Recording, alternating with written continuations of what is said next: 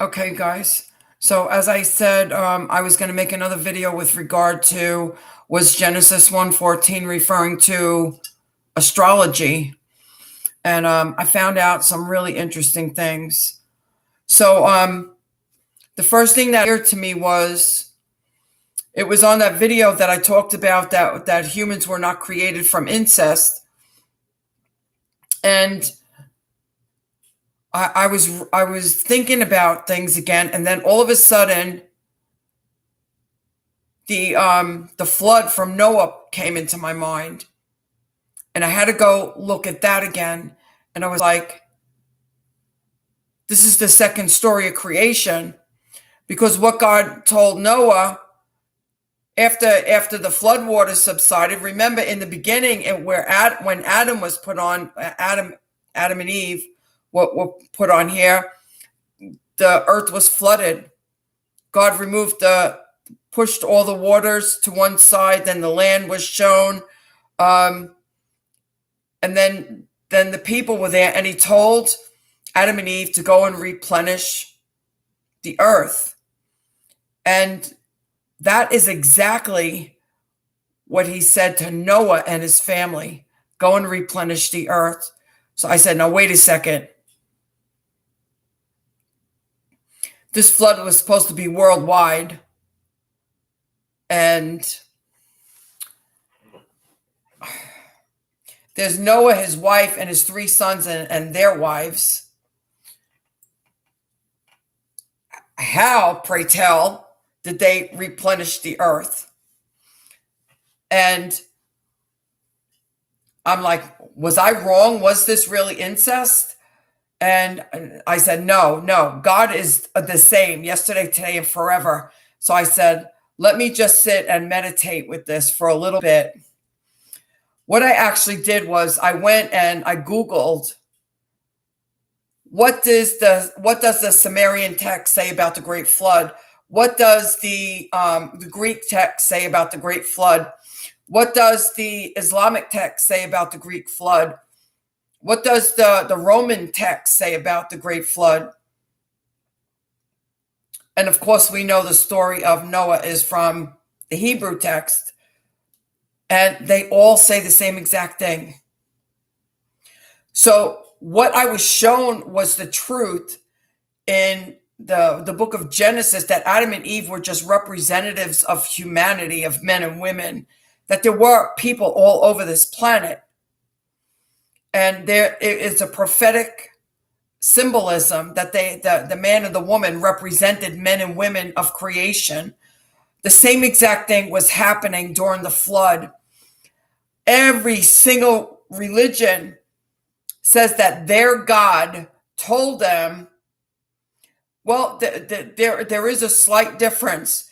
The other religions say that their God told them that the greater gods were going to flood the earth, and that they should build a boat, or one of them said,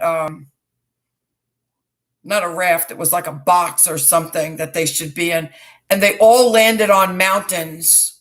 Every single one of them landed on mountains. When the water receded, all of their boats, their arks, the box, whatever they were told to build, when the water receded, they landed on a mountain.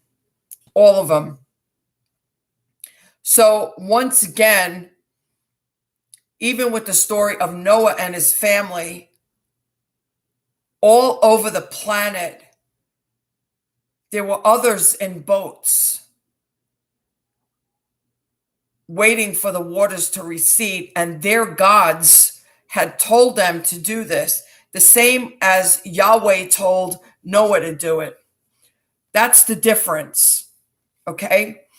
The other difference is that for the Hebrew text, Yahweh had it raining, or the water coming down, for 140 something to 150 days. The other gods or religions are all saying it only rained like 7 days. And that was a difference that I found. There were people all over this planet. The Bible is a prophetic document for the most part. And there is symbolism all throughout this book. And this is also what I just found with this, with Genesis 1:14. Now, I had no clue really what astrology was, because I used to read I used to read my horoscope in the Daily News in New York every day, but I never studied astrology. I never went to an astrologist. I never had anybody do my astrological charts, or never. I was never into all this stuff. But I used to read in the daily newspaper. They used to have your horoscopes there, and that was the extent of it for me. I knew what my zodiac sign was, of course, and my mother actually bought me a little charm with my zodiac sign that I used to wear on a necklace. That was the extent of it. And so I didn't really understand in depth what this was all about. But I have found a video that I put in the description for you guys to help you understand what is the difference between astrology and astronomy. And there's a little bit of mixture going on here. And what I have found that has happened is that, as usual, the study of the stars and the foretelling of the seasons, as the Lord said in Genesis 1:14, it will tell the seasons, it will tell the years, it will tell signs. Understand the Star of David that told that Jesus was born. This is I'm about to read you an article. It's about two planets that came together within a constellation. And you have to understand that people in the first century and beyond, they were looking at the constellations to make calendars. You wonder why the whole entire planet was waiting to see if the world was going to end, because it was the end of the Mayan calendar, and they had been so accurate. These people had learned to read the stars and the alignment of the planets, to understand what that would mean as far as the calendar would go, as far as the weather would go, as far as the seasons would go. And this is not astrology. This is not astrology. This is still astronomy.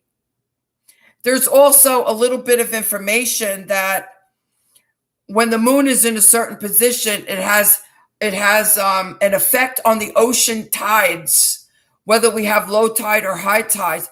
The moon's position in the sky, or whether you have heard this, that the full moon affects people's mood, and some people go crazy during a full moon. It does, in fact, affect people that way. So there are mysterious energies at play here that humans don't really understand. And it has all been perverted to where these people are looking at the alignment of the planets and the constellations as the forces behind what is going to happen in a person's life, depending on what day and time they were born. And so, in other words, they are looking at the planets and the stars as if they are gods. And this is absolutely divination and idolatry. So this is why we are not to look at horoscopes. We are not to go to astrologers and delve into astrology. But in astronomy, there is the study of the placement of the stars. There is the study of the constellations. There are 12 constellations, which I think it's in this article, 12 constellations that actually correlate to the 12 tribes of Israel. And these things were understood back in the first century, and it's all been perverted. It's all been perverted and darkened. So now the study of astrology is divination, and they look to the planets and the stars as if the stars and the planets are the ones that are causing situations and changes in people's lives. Not that it's God doing it, that it's the stars and the planets doing it. So this has become idolatry, and it is divination, and it is an abomination before the Lord. So I'm going to read this article to you. It made very good sense to me, and I put it in the description for you guys.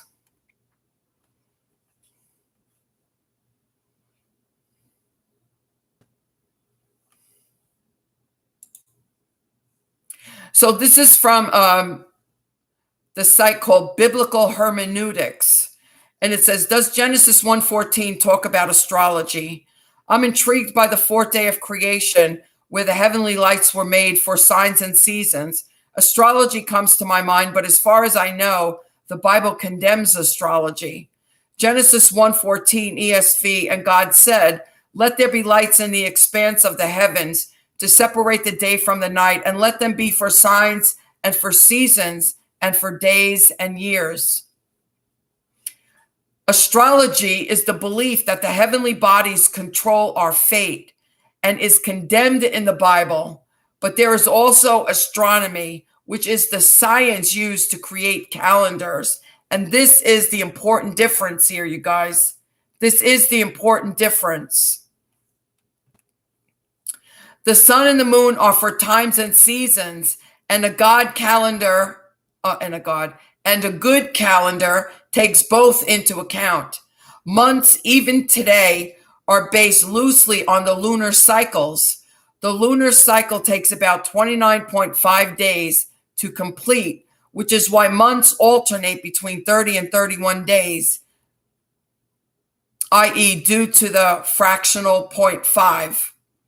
The reason we use 30/31 rather than 29/30 and have February only 28 or 29 is to keep the year at the 365.24 days required for the solar year. The fractional part, which goes beyond 0.24, is why we need leap year.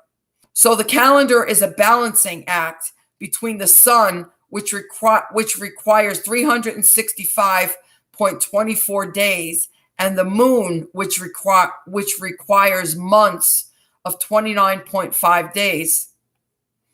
Different solutions were used in ancient calendars, such as an extra 13th month in leap years, with leap years obviously being based on a different calculation. But the basic idea has always been the same since the beginning: to use astronomy to create a calendar that balances the requirements created by the movements of the sun and the moon as they were understood at the time. Knowing what month it was very important in the Old Testament to keep the appointed feast at the right time, like Passover, Tabernacles, etc. The Hebrew calendar, as it's used today, based on rabbinical calculations, has 12 months alternating between 29 and 30 days long, with an extra 13th month on leap years. A whole month is added on leap year because the year normally has only 354/355 days in it, which means there are more days to make up to get back on track with the sun on a leap year every 19 years. And the calculation doesn't truly accomplish this perfectly. Also of interest may be the Babylonian calendar, lunar phase, and tropical year. My hermeneutic concept of astrology is that God controls our fate as he controls the movement of the planets. We can observe the positions of the planets and use these to infer the state of certain energies at the present time. Furthermore, knowing how those energies change over time allows us to determine whether the universal forces present will be working for or against our plans. I also read another article that if you are a fisherman, you need to pay attention to the cycles of the moon, because the moon also affects the fish in the sea. So there's mysterious energies at play on the earth that human beings are not truly aware of, but that the false religions and the people using divination have taken advantage of, and they're manipulating it. Furthermore, knowing how these energies change over time allows us to determine whether the universal forces will be working for or against our plans, and help us to decide when to take or withhold action for the most positive outcome. Such as, if you're a fisherman, should you go out to catch fish when the moon is this way, or whatever they use, how they do that. It is not the case that the planets control our fate, but their positions do reflect the state of various mysterious energies, and so function as useful indicators. Certainly, this is what was meant in Genesis 1:14, when he said, "Let them be for signs and seasons and days and years." You will notice that the word signs is not needed to explain the astronomical calculations, which were separately used to mark time as described in the early answer. So the signs aspect of that verse actually is referring to things such as when the Star of David appeared when Jesus was born. This was a sign. And of course, God is controlling all of this. This is not the stars being gods or the planets being gods. God himself is controlling all of these things. And there are mysterious celestial energies that are present. And this is well known by everybody on this planet, that the full moon affects people's mood, that the full moon affects the tides of the ocean.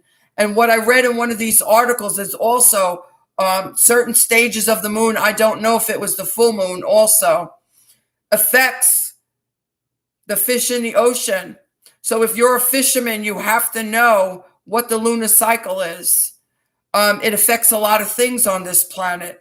So there are mysterious energies. God is running everything, though. So I believe that astrology actually ran with what was naturally on this planet, that the people in the first century were using to use the stars and the planets and the constellations to tell time, to make calendars. I read an article also that when the planets were in a such and such a Jupiter and another planet was in such and such an alignment, I don't know if it was King David, that King David was born, or one of the kings was born, and it was foretold that one of the kings would be born because of the alignment of whatever was going on in the constellation. So these things are able to happen, and all of the people in those days used the stars to create calendars. The way we just look at a clock or a calendar now, they used what they saw in the sky. But astrology has taken it to a dark place to say that the stars are gods or the planets are gods, and that the planets have the power to influence your life depending on what day and time you were born. And that is not the case. God is the only being that controls everything that has to do with our lives. So that is the distinction, you guys. That is absolutely the distinction. So there are such thing as signs. We've all seen them from what I've just discussed with you. The effects of the full moon on the sea, on us, on the fish in the ocean, and I don't know what else. I mean, I could have been at this for hours because I'm very interested in this. And then also, I believe the video that I have in the description for you guys, it's a person talking about Genesis 1:14, and I believe he's reading a couple of verses from Isaiah, which talks about the position of the sun and the moon, or how God is using the sun and the moon to show a sign. And God will use the planets and the stars to show signs on this planet. So this is what the Bible was talking about, and not the fact that the stars and the planets have any independent ability to influence our lives. It's false. It's false. It's divination, and it needs to be looked at as such. So you should not be looking at horoscopes or going to astrologers or anything like that. This was needed for me because, as I said, I've been through enough out here on this internet. I'm not taking anybody's word for anything. I'm doing my own research. So, and you should all be doing your own research. As I told you, we're all going to be responsible for our own path. And if somebody leads us astray, they're not going to be standing in front of Jesus with us. We're going to be responsible. So you need to do your own research and compare it to the Bible. Okay? So this is what I found. And I would encourage you guys to do your own research. Even still, go even deeper than I went. So until you fully understand this, and it's never a question in your mind any longer, and no one can talk you into going to see an astrologer or reading a horoscope. That's where you need to be. That's where you need to take this. That it becomes a belief in you, and that when you read the passage in Genesis, you fully understand what it means, and no one can try to fool you with telling you that it's not divination, because you know better. Okay, you guys, be blessed. Have a good day.